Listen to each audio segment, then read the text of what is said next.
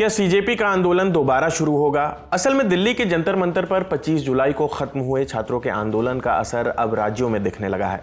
CJP ने केंद्र सरकार को मंगलवार 28 जुलाई तक का वक्त दिया है। मांग यह थी कि देश भर में प्रोटेस्ट में शामिल छात्रों पर दर्ज सभी एफआईआर वापस ली जाए, गिरफ्तार लोगों को छोड़ा जाए और आगे कोई नया केस दर्ज ना हो। सीजेपी ने सरकार को चेतावनी दी थी कि अगर लिखित भरोसा नहीं मिला तो देश भर में आंदोलन फिर से शुरू होगा। इसी बीच 27 जुलाई को बिहार और असम सरकार ने बड़ा फैसला लिया है। दोनों राज्यों ने ऐलान किया है कि पेपर लीक के खिलाफ हुए हालिया प्रदर्शनों से जुड़े मामलों को वापस लिया जाएगा और गिरफ्तार लोगों को रिहा किया जाएगा। लेकिन पश्चिम बंगाल सरकार अभी भी अपने रुख पर कायम है, वहां पुलिस कार्रवाई जारी है। सीजेपी ने 27 जुलाई को दिल्ली में प्रेस कॉन्फ्रेंस किया। सीजेपी के प्रवक्ता आशुतोष रांका ने कहा कि देश भर में चल रहे प्रदर्शन को लेकर वो सभी एफआईआर वापस ली जाएगी। कोई भी नई एफआईआर फ्यूचर में किसी भी प्रोटेस्टर या ऑर्गेनाइजर के खिलाफ फाइल नहीं की जाएंगी। इस बात पर सहमति बनी थी कि मंगलवार तक सरकार की तरफ से रिटर्न एग्रीमेंट की कॉपी हमसे शेयर कर दी जाएगी।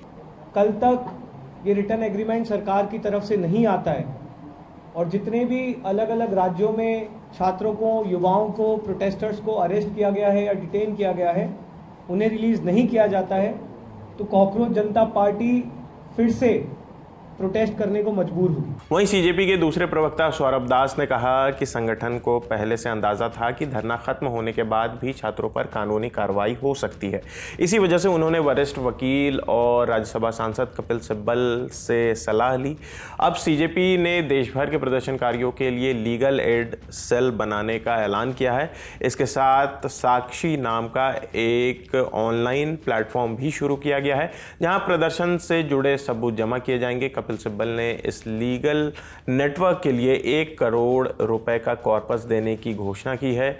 उन्होंने कहा है कि ये पैसा सिर्फ प्रदर्शनकारियों की कानूनी मदद के लिए इस्तेमाल होगा। वहीं सौरभ दास ने देर रात बताया कि प्रेस कॉन्फ्रेंस के कुछ घंटे बाद सरकार के प्रतिनिधियों से उनकी 2-3 घंटे बातचीत हुई है, जिसमें असम और बिहार से जुड़े कागजात उन्हें दिए गए हैं। सुनिए वो क्या बता रहे हैं। साथ में ये government of Bihar home department का जो प्रेस रिलीज है, जिसमें उन्होंने बोला है कि सारे एफआईआर वापस लिए जाएंगे प्रोटेस्टर्स के खिलाफ एंड फ्यूचर में भी कोई एक्शन नहीं लिया जाएगा, वो प्रेस रिलीज लेके आए थे। एंड साथ साथ हम लोग बैठ के ये डिस्कस कर रहे थे कि कौन कौन से दूसरे गवर्नमेंट्स हो सकते हैं, स्टेट गवर्नमेंट्स, जो ऐसे सिमिलर नोटिफिकेशंस निकाले जिससे प्रोटेस्टर्स को कोई हार्म ना आए।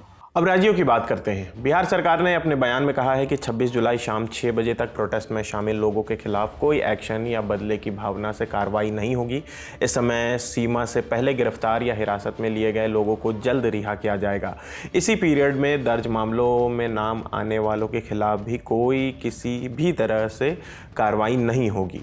इंडियन एक्सप्रेस की रिपोर्ट के मुताबिक 25 जुलाई को बिहार बंद के दौरान पूरे राज्य में कुल 694 लोगों को हिरासत में लिया गया था। इनमें 339 नाबालिग और छात्र थे, जिन्हें पहचान करने के बाद छोड़ दिया गया।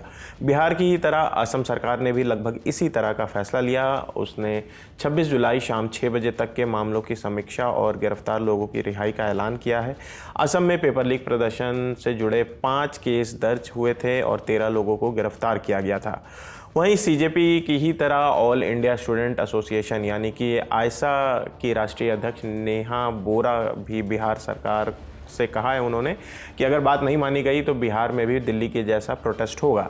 दरअसल नेहा भी दिल्ली के जंतर मंतर पर 23 दिन तक भूख हड़ताल पर बैठी थी। नेहा सोमवार 27 जुलाई को पटना पहुंची। उन्होंने कहा कि छात्रों को गिरफ्तार करना और उन पर हत्या की कोशिश जैसी गंभीर धाराएं लगाना स्वीकार नहीं किया जा सकता। सरकार ने जो भरोसा दिया है उसे निभाना होगा। अगर मामला वापस नहीं लिया गया तो बिहार में भी दिल्ली जैसा आंदोलन होगा। दूसरी तरफ बिहार के सीवान में प्रदर्शन के दौरान पुलिसकर्मी के AK-47 के फायरिंग का मामला लगातार राजनीतिक विवाद बन गया है। वहां पर इस मुद्दे ने भी सरकार पर दबाव बनाया। हालांकि सरकार के भीतर भी इस मुद्दे पर अलग अलग राय सामने आई है। जनता दल यूनाइटेड के राष्ट्रीय प्रवक्ता राजीव रंजन प्रसाद ने कहा है कि सीवान जैसी घटनाएं दोबारा नहीं होनी चाहिए। उन्होंने कहा कि जिस पुलिसकर्मी ने AK-47 से फायरिंग की उसके खिलाफ कार्रवाई होना दिखाता है कि पुलिस अपने लोगों पर भी कार्रवाई करती है। है। उन्होंने सीवान फायरिंग और बिहार बंद के दौरान हुई पूरी पुलिस कार्रवाई की विस्तृत रिपोर्ट तैयार करने की मांग की है। राष्ट्रीय लोक मोर्चा के प्रमुख उपेंद्र कुशवाहा ने भी पूरी रिपोर्ट सार्वजनिक करने की बात कही। उनका कहना था कि पुलिस को असली छात्रों और असामाजिक तत्वों में फ़र्क करना चाहिए। अब बात पश्चिम बंगाल की करते हैं। यहाँ 24 जुलाई को कोलकाता में हुआ विरोध मार्च हिंसक हो गया था। कई पुलिसकर्मी और पत्रकार घायल हुए थे। इसके बाद पुलिस ने कार्रवाई तेज कर दी। इंडियन एक्सप्रेस की रिपोर्ट के मुताबिक अब तक 7 एफआईआर दर्ज की जा चुकी हैं और 16 लोगों को गिरफ्तार किया गया है। सोमवार 27 जुलाई को 2 और गिरफ्तारियां हुई हैं। फिलहाल राज्य सरकार ने मामलों को वापस लेने का कोई इशारा अभी तक नहीं दिया है। पुलिस के मुताबिक गिरफ्तार लोगों पर सार्वजनिक संपत्ति को नुकसान पहुंचाने और पश्चिम बंगाल के नए पब्लिक सेफ्टी कानून समेत भारतीय न्याय संहिता की कई धाराओं में केस दर्ज किए गए हैं। तो फिलहाल इस खबर में इतना ही। आपकी इस खबर पर क्या राय है हमें कमेंट करके ज़रूर बताएं। मेरा नाम आसिफ असरार है। देश और दुनिया की तमाम खबरों के लिए देखते रहिए दी ललन टॉप। शुक्रिया।